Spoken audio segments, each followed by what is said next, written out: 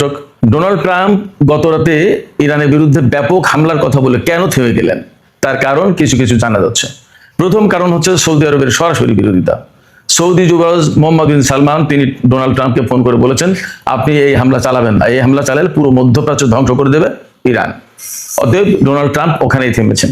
এর ভেতরে খবর এসেছে বাহরাইন এবং কুয়েত থেকে আমেরিকা সেনা প্রত্যাহার করে নিচ্ছে। বলা হচ্ছে এই সমস্ত সেনা ইসরায়েল এবং ইউরোপের কোনো কোনো দেশে রাখা হবে।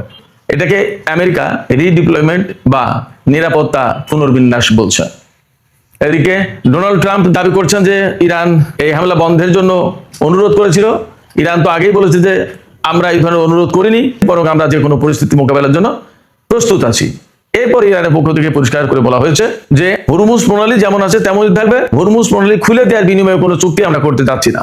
শুধু তাই না, ইরানের ভারপ্রাপ্ত প্রতিরক্ষা মন্ত্রী মাজিদ ইবনে রেজা তিনি বলেছেন ইরান প্রত্যেকটা হুমকিকে বাস্তব বলে গ্রহণ করে এবং তার বিরুদ্ধে নিজেদেরকে প্রস্তুত রাখে। সেইভাবেই চলমান পরিস্থিতিকে ইরান বিবেচনায় রাখছে। তার মানে ডোনাল্ড ট্রাম্প যখন যে হুমকি দিচ্ছেন সে ব্যাপারে যেমন ইরান সতর্ক থাকছে, সজাগ থাকছে, সেইভাবে প্রস্তুতি নিচ্ছে। একইভাবে আমেরিকা যে যুদ্ধ বন্ধ করলো তাই বলে আর যুদ্ধ করবে না এমনটাও ভাবছে না। এদিকে ইরানের একজন সংসদ সদস্য, তার নাম হচ্ছে ইব্রাহিম আজিজি, ইরানের সংসদে যে পররাষ্ট্র সম্পর্ক বিষয়ক কমিটি আছে সেই কমিটির মুখপাত্র ইব্রাহিম আজিজি, তিনি বলেছেন আমেরিকা গত রাতে যদি ইরানের উপর হামলা করতো তাহলে ইরান পুরো মধ্যপ্রাচ্য জুড়ে এমন ভাবে হামলা করতো যে মধ্যপ্রাচ্যের সমস্ত অবকাঠামো একদম প্রস্তর যুগে চলে যেত। এদিকে যুদ্ধ বন্ধের কথা বলেও মার্কিন প্রশাসন পুরো মধ্যপ্রাচ্য জুড়ে 113টি রিফুয়েলিং ট্যাঙ্কার বিমান মোতায়েন করে রেখেছে। এই খবর মাত্রই বের হলো। তাদের উদ্দেশ্য কি? সুপ্রিয় দর্শক, এই বিষয়গুলো নিয়েই এখনকার ভিডিওতে আমি কথা বলবো। আশা করি ভালো লাগবে এবং আপনারা শেষ পর্যন্ত সঙ্গে থাকবেন। আর ভিডিও যদি ভালো লাগে তাহলে লাইক, কমেন্ট, শেয়ার করবেন এবং চ্যানেলটি সাবস্ক্রাইব করে সাথেই থাকবেন। দর্শক, চলুন আমরা বিস্তারিত আলোচনা করি। প্রথম আলোচনা, গত রাতে ইরানের বিরুদ্ধে ইসরায়েল এবং আমেরিকা যে ভয়াবহ হামলা চালাতে চেয়েছিল সেই হামলা হঠাৎ করে ডোনাল্ড ট্রাম্প বন্ধ করলেন কেন? এটা কিন্তু আজকে টক অফ দ্য ওয়ার্ল্ড ছিল, সারাদিনের এইটা সবচেয়ে বড় আলোচনা ছিল। এই ব্যাপারে যে সমস্ত জায়গা থেকে, যে সমস্ত গণমাধ্যম থেকে খোঁজ পাওয়া যাচ্ছে, এই ব্যাপারে যে সবচেয়ে বড় যে বক্তব্য এসেছে সেটা হচ্ছে সৌদি যুবরাজ মোহাম্মদ বিন সালমান ডোনাল্ড ট্রাম্পকে ফোন করে বলেছেন আপনি এই হামলা চালাতে পারেন না, এই হামলা চালালে পুরো মধ্যপ্রাচ্য শেষ করে দেবে ইরান, আমাদের অত্র অঞ্চলের কোনো জ্বালানি অবকাঠামো ইরান রাখবে না, একদম শেষ হয়ে যাবে, পুরো মধ্যপ্রাচ্য আগুনে দাউ দাউ করে জ্বলবে। এই যুদ্ধ আপনি করতে পারেন না, এই হামলা আপনি করবেন না এবং এই হামলা এখনই বন্ধ করেন, বন্ধ করে আপনি ইরানের সাথে কূটনৈতিক আলোচনার ভেতরে যান। তো কূটনৈতিক আলোচনা কি? ডোনাল্ড ট্রাম্প নিশ্চয়ই বলেছেন যে ইরান তো কোনো চুক্তিতে আসছে না। তখন নিশ্চয়ই তিনি অর্থাৎ সৌদি যুবরাজ বলেছেন ইরান তো কূটনীতিতে ছিল, সেখানে ভেঙে গেল কেন, কি ব্যাপার, ওগুলো ঠিকঠাক করেন। এইভাবে হয়তো কথাবার্তা হয়েছে, হয়তো ডিটেলস আলোচনা হয়েছে, সে সব কথা তো আর আসেনি, সব কথা আসছেও না। তো সৌদি যুবরাজের বিরোধিতার মুখে মূলত মার্কিন প্রেসিডেন্ট ডোনাল্ড ট্রাম্প এই হামলা বন্ধ করেছেন। এটা একটা দিক। আর বাস্তবতা নিরিখে যে বিষয়টা থাকছে সেটা হচ্ছে যে সত্যি সত্যি ইরানের যে প্রস্তুতি ছিল, গত রাত আমি ব্যক্তিগতভাবে 3টার পরে ঘুমিয়েছি, কারণ যুদ্ধ একটা হওয়ার প্রবল আশঙ্কা ছিল, সেইভাবে প্রস্তুত ছিল। এবং এর বিপরীতে ইরান সর্বোচ্চ সতর্ক অবস্থায় ছিল। ইসরায়েলের সামরিক বাহিনীকে যেমন হাইয়েস্ট অ্যালার্টে রাখা হয়েছিল, ইরান জুড়ে ইরানের সামরিক বাহিনী একই অবস্থায় ছিল এবং তাদের প্ল্যান ছিল যত বড় হামলাই হোক না কেন হামলা প্রতিরোধ করে ইসরায়েল এবং পুরো মধ্যপ্রাচ্যের অবকাঠামো একদম শেষ করে দেওয়া হবে। এই যে অবস্থা ছিল, এই অবস্থায় আসলে কারোর কোনো রক্ষা ছিল না।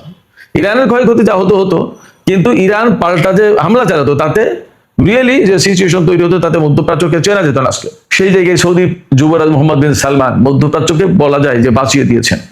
এরপর ডোনাল্ড ট্রাম্প কি বলবেন সারা বিশ্বের কাছে?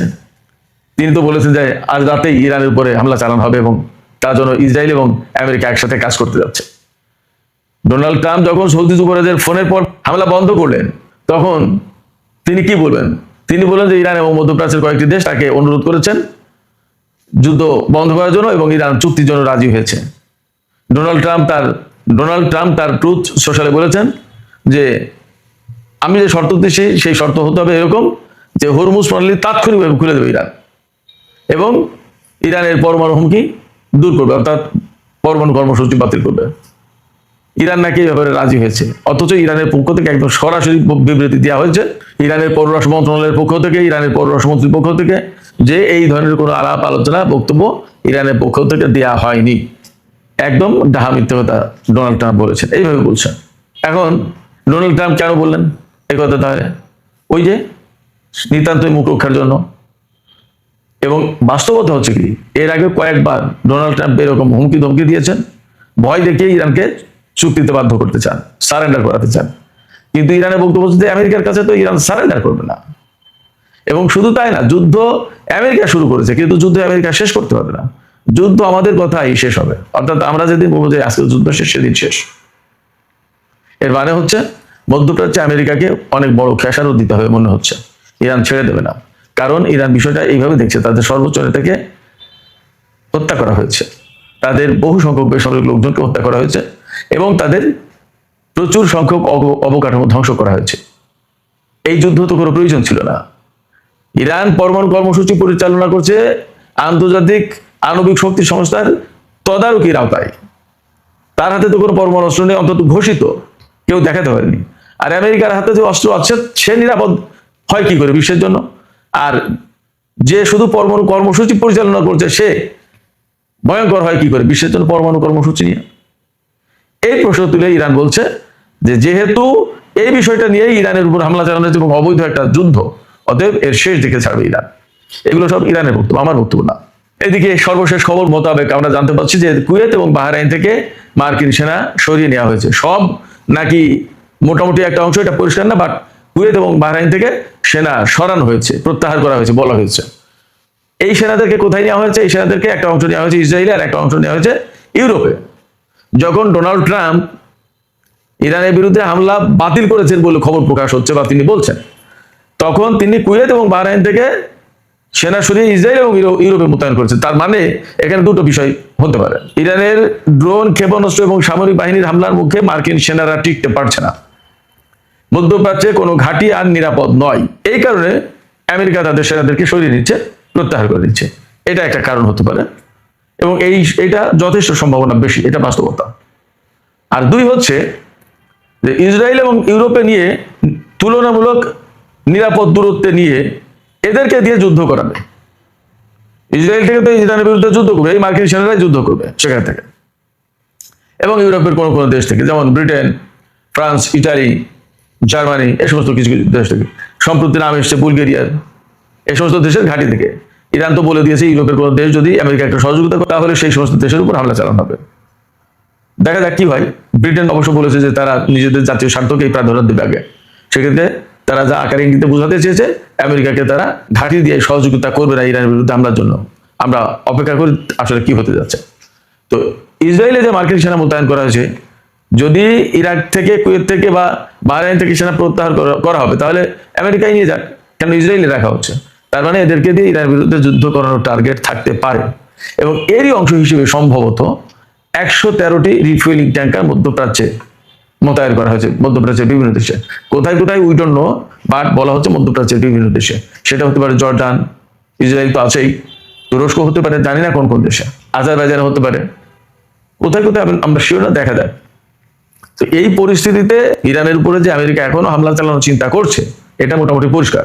এই রিফুয়েলিং ট্যাঙ্কার এবং মার্কিন সেনা ইউরোপ আর ইসরায়েলের সরিয়ে নেওয়ার কারণে ধারণা করা হচ্ছে যে তারা ইরানের বিরুদ্ধে হামলা চালাতে চায়, বেটার টাইমের জন্য অপেক্ষা করছে। বাট ইরান কি করবে? ইরান ডোনাল্ড ট্রাম্পের এই কথায় একদম চুপ হয়ে যায়নি, এটা তাদের পক্ষ থেকে বলা হয়েছে। ইরানের ভারপ্রাপ্ত প্রতিরক্ষা মন্ত্রী মাজিদ ইবনে রেজা তিনি বলছেন যে ইরান শত্রুর হুমকিকে বাস্তব এবং বিশ্বাসযোগ্য বলে মনে করে, এবং সেই কারণে যে কোনো হুমকিকে তারা সিরিয়াসলি নেয় এবং সেইভাবে প্রস্তুতি নেয়। তিনি এই কথা দিয়ে যা বলতে চেয়েছেন সেটা হচ্ছে এই যে আমেরিকা যে সমস্ত হুমকি ধমকি দিচ্ছে এগুলোকে কোনো সময় ইরান কম গুরুত্ব দিচ্ছে না, তারা এগুলোকে খুবই গুরুত্ব দিচ্ছে এবং খুব সিরিয়াসলি তার বিরুদ্ধে প্রস্তুতি দিচ্ছে। ডোনাল্ড ট্রাম্প যে বলেছেন যে আমরা যুদ্ধ বাতিল করলাম, ইরান এটাও বিশ্বাস করছে না। ইরান মনে করছে হয়তো এটা চালাকি হতে পারে, একটা কৌশল হতে পারে, আমাদেরকে বোকা বনে দিয়ে তারা আমাদের উপর হামলা চালাবে। অতএব আমেরিকা হামলা চালাক আর না চালাক, তাদের বিরুদ্ধে ইরান অল টাইম প্রস্তুত। ইরানের আমি আগেই বলেছি একজন সংসদ সদস্য ইব্রাহিম আজিজি তিনি বলেছেন যে আমেরিকা যদি গত রাতে হামলা চালাতো ইরানের উপরে, তাহলে মধ্যপ্রাচ্যের প্রত্যেকটা অবকাঠামো, বিশেষ করে বিদ্যুৎ, জ্বালানি এবং বিমান, এগুলোর কথাও আসছে, একেবারে ধ্বংস করে দেওয়া হতো। একদম স্টোন এজ, যেটা প্রস্তর যুগে পাঠিয়ে দেওয়া হতো। অর্থাৎ যখন আধুনিকতার কোনো ছোঁয়া ছিল না, ওরকম একটা অবস্থা মধ্যপ্রাচ্যে তৈরি করে ফেলা হতো। মার্কিন প্রেসিডেন্ট ডোনাল্ড ট্রাম্প গতকাল কেন হামলা বন্ধ করেছে তার আরেকটা কারণ আছে। আল জাজিরা বলছে মার্কিন সশস্ত্র বাহিনীর চিফ অফ স্টাফের চেয়ারম্যান জেনারেল ড্যান কেইন তিনি উদ্বেগ প্রকাশ করে বলেছেন যে আমেরিকার হাতে এই মুহূর্তে যে পেট্রিয়ট ইন্টারসেপ্টর আছে বা থার্ড ইন্টারসেপ্টর আছে তা দিয়ে বড় কোনো যুদ্ধ মোকাবেলা করা যাবে না। আন্তর্জাতিক যে নিরাপত্তা গবেষণা ইনস্টিটিউট ICIS যেটা, তারা বলছে আমেরিকার হাতে যুদ্ধের আগে 2300 অর্থাৎ 2300 পেট্রিয়ট ইন্টারসেপ্টর ছিল, এখন আমেরিকার হাতে মাত্র 827টি। এটা মারাত্মক রকমের উদ্বেগজনকভাবে কমে গেছে। তো ইরানের বিরুদ্ধে গত 5 মাসে যদি এতগুলো পেট্রিয়ট ইন্টারসেপ্টর চলে যায়, তাহলে থার্ড বা তারা কি অবস্থা, থার্ডের অবস্থা আরো করুন। তাহলে আমেরিকার সাথে যদি চীনের বা রাশিয়ার আরো কারোর যুদ্ধ লেগে যায়, তাহলে তারা কি করবে? অথবা ইরান যদি আরো 5 মাস যুদ্ধ টেনে নিয়ে যায়, তখন তার হাতে তো কিছুই থাকবে না, তখন কি করবে? এখনই তো ইরাক বা মধ্যপ্রাচ্যের বিভিন্ন জায়গায় এমন অবস্থা যে সেখান থেকে পেট্রিয়ট সিস্টেম, থার্ড সিস্টেম সরিয়ে নেওয়ার কারণে ইরানের ক্ষেপণাস্ত্র, ড্রোন যাচ্ছে আর আসছে কোনো ব্যাপারই না। এমনকি ইরানের বিমান দিয়ে বিভিন্ন জায়গায় টহল পর্যন্ত দেওয়া হয়েছে, আমেরিকা কিছু করতে পারেনি।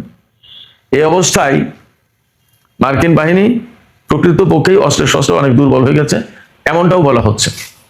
দেখা যাক কি পরিস্থিতি হয়, আগামী 2-1 দিনের ভিতরে আরো পরিস্থিতি অনেকটা ক্লিয়ার হবে। সুপ্রিয় দর্শক, এখনকার আলোচনা এখানে শেষ করতে চাই। আলোচনা শেষের আগে আপনাদের মতামত জানতে চাই।